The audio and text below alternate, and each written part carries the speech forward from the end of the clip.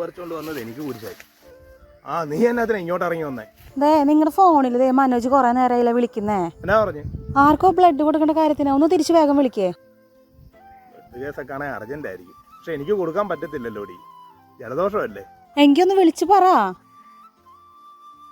അത് ഞാൻ വിളിച്ചോളാം. നിങ്ങൾക്ക് ഇങ്ങോട്ട് വരുമ്പോ ഫോണും കൂടെ ഇരിക്കരുതായിരുന്നോ? മനുഷ്യന് വെറുതെ ഇവിടം വരെ നടത്തിക്കാൻ. ഇപ്പൊ ആദ്യമായിട്ടൊന്നും അല്ല, ഞാൻ എവിടെ പോയാലും ഫോണ് വീട്ടിൽ വെച്ചിട്ടല്ലേ പോരുന്നേ.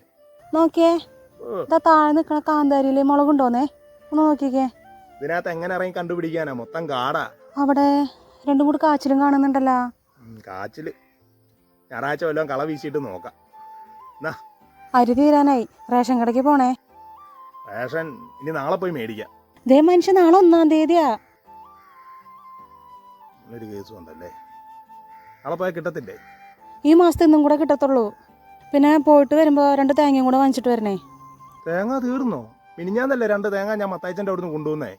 അതിലൊരെണ്ണം സുമ ചേച്ചിക്ക് കൊടുത്തില്ലേ? എനിക്കറിയത്തില്ല ഇത് എന്നാ ചെലവാന്ന്. പിന്നെ ഒരു കാര്യമുണ്ട്, പേരമോ വന്നിട്ടേ കൊച്ചിന്റെ കല്യാണം വിളിച്ചിട്ട് പോയിണ്ട്. അടുത്തത് നിന്റെ വീട്ടിൽ മരണവും കല്യാണവും ഇല്ലാത്ത ഒരു മാസം പോലും ഇല്ല, ശരിയല്ലേ? 10 രൂപയ്ക്ക് ആവശ്യം വരുമ്പോഴേ അവരെ തരാൻ കാണത്തുള്ളൂ. പോവണ്ടേ? പോവാം, പോയിരിക്കാൻ പറ്റത്തില്ലല്ലോ.